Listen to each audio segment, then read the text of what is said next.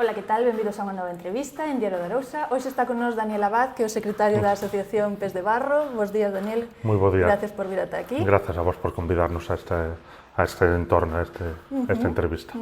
Contame sobre Pés de Barro un poquinho, cantos anos levades pois promovendo a cultura tradicional, o baile, a música tradicional? Levamos dende 2011 oficialmente, máis ou menos.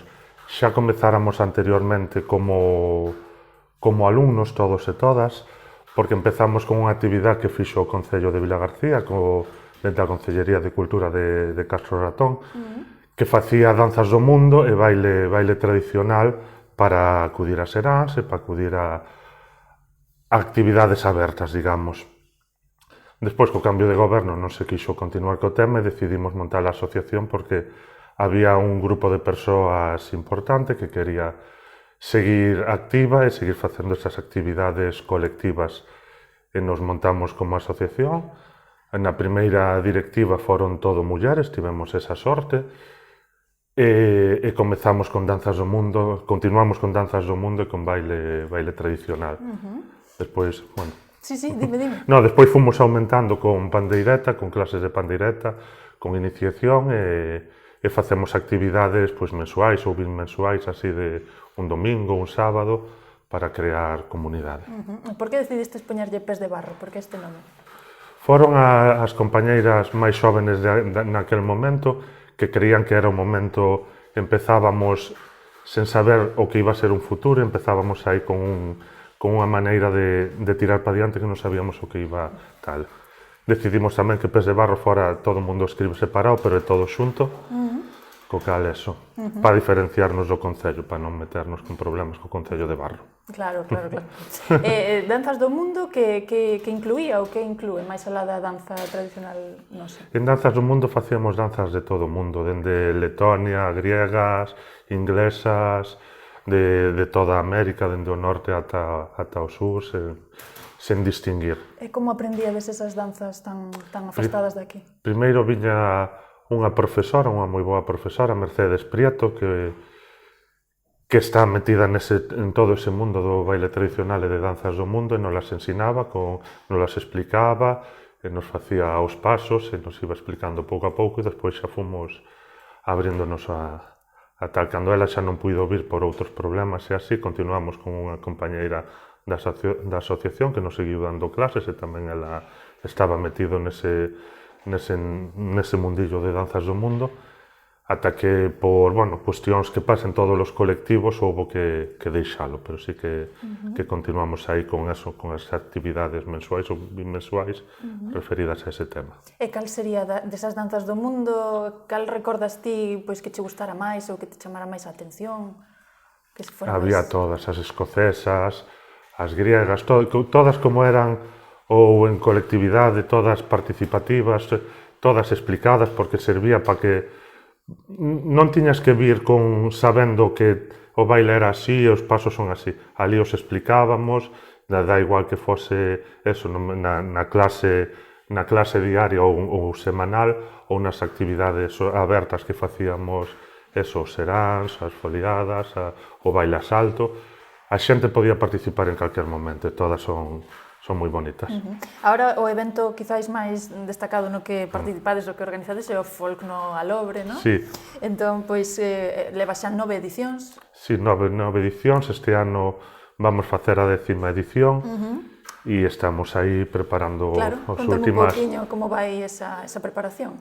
Sí, estamos contactando con diferentes grupos para traer novidades e sempre apostamos por grupos pequenos ou medianos para darlle unha visibilidade que por agora non teñen en outros festivais ou que non teñen por que ter, pero que nós apostamos por eso para darlle unha visibilidade. Vale, despois levamos 9 anos, empezamos coa colaboración total do Concello e nunca nos poñen problemas polos grupos que traemos ou por como organizamos ou por como facemos. Total colaboración dentro do Concello. Para alguén que nunca fora a Folk no Alobre, como lle podes explicar que se fai ali? É unha actividade, un festival aberto completamente de balde, animo a todo o mundo a asistir. Xa ve moita xente, pero é aberto e non nos cerramos a ninguén nin a nadie. Empezamos ca ruta pola mañán, para coñecer Vilagarcía, todo o seu entorno do centro, coñecer pois, os seus nomes antigos, a súa tradición máis antiga que a temos un pouco perdida, queremos tamén poñela en valor, e vamos camiñando hacia o Castro Alobre, e ali explicamos toda a zona do Castro Alobre, como se recuperou, o significado que ten para Vilagarcía, e rematamos no Parque do Castriño explicando as árbores, que tamén é unha parte moi importante do entorno do castro. Que evolución notades desde que comezastes no 2011? Pois que evolución notades na xente, na sociedade, no sentido de que estean máis ou menos interesados en achegarse á cultura tradicional? Como o vedes? Foi a máis, foi a menos? Houve un momento en que, bueno, como colectivo foi un pouquiño a menos, pero volveu a haber un interés e un despertar, digamos, que sí que nos fai ter agora, por exemplo, as pandereteiras de Pés de Barro, que houve momentos en que estivo moi decaído, así, pois o que pasa en todos os colectivos, pero que apostando por eso, seguimos apostando, ata en momentos dimos clases con unha sola persona, tanto en baile galego como en pandeireta, pero entendíamos que tiñamos que seguir apostando por iso, e eso deu o seu froito. Agora hai unhas pandereteiras que están indo a seráns, a actividades por toda a comarca e fora da comarca. Canta xente sodes en conxunto? Pois seremos sobre 40 a 50 persoas, sabes como son todos os colectivos, hai anos por temas de estudio de traballo que alguén participa máis ou menos, pero somos alrededor de 50 personas, e en pandeireta que o destacable agora mesmo, así como actividade semanal, están sendo sobre 15 persoas, homes e mulleres, que están indo a pandeireta formándose un grupo moi interesante para a actualidade e para o futuro. Como se organizan estas clases? Cantas clases hai? Cantos niveles? Non sei se hai niveles diferentes. No, ahora mesmo non hai niveis porque hai xa un grupo importante de persoas acudindo, e sí que hai unha lista de espera tamén importante, que a xente quere seguir, quere apuntarse ou empezar, pero por ahora estamos facendo todos os mércores da semana na Praza da Peixería, e hai 2 turnos para que as persoas poidan, aínda que é un colectivo unido, para que se poidan tal, pois hai de 7:30 a 8:30, de 8:30 a 9:30. Claro, pois isto de ter lista de espera, pois para vos será un orgullo, non? Un orgullo, un éxito, entendamos. Claro. Sí. Que custe ten? Ten 12 euros ao mes, e despois o custe de 12 euros para os socios e socias, e 15 para os non socios, pero bueno, vale a pena facerse socios porque un euro ao mes, entendemos que hai que poñer unha pequena cuota para que a xente entenda que pertence a unha colectividade, pero non é un precio fora do normal. Fixestes en decembro, penso que foi a primeira ruada.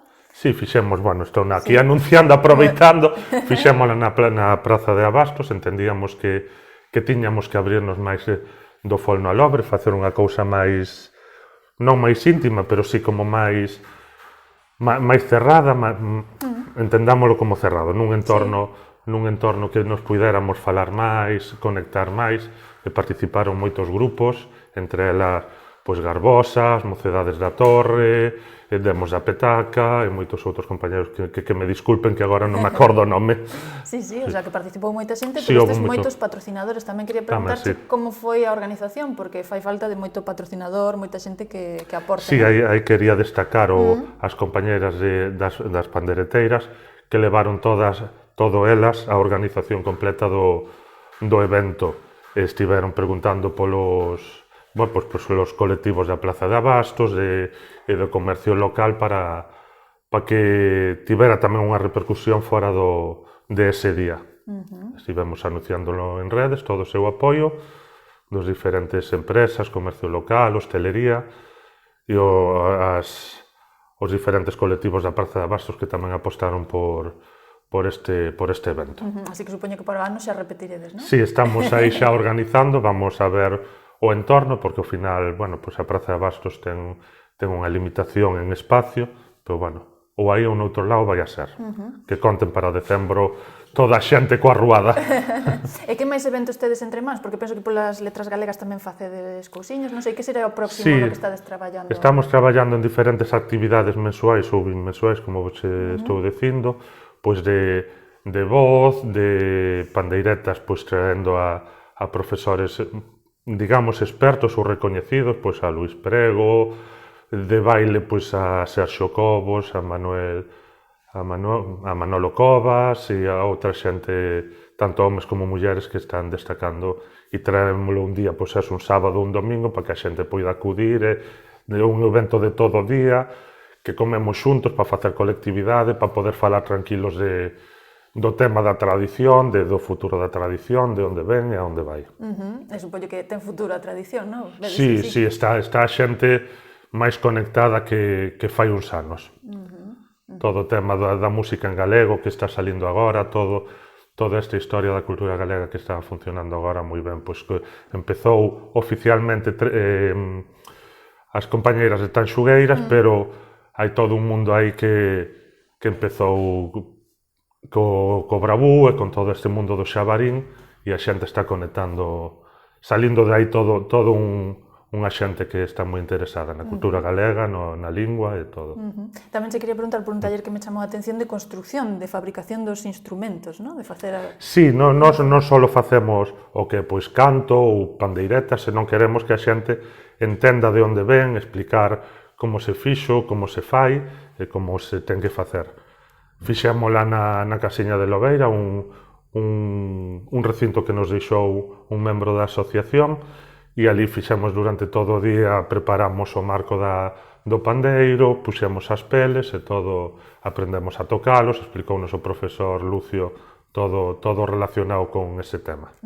E tamén se quería preguntar por o proxecto que vin nas vosas redes, Pipo nas Illas, non sei ata que punto ten conexión co persoal. Sí, estamos cada ano facendo como pequenas obras de teatro que son subvencionadas polo Parque Nacional das Illas Atlánticas, para que os estudantes, os nenos e nenas dos diferentes coles aos que vamos, teñan coñecemento pois tanto do entorno, porque ao final non só nos queremos ubicar no Castro Alobre ou na Plaza da Pixería, que é como a nosa sede oficial, sino que hai todo un entorno arredor de Vila García que é importante coñecela.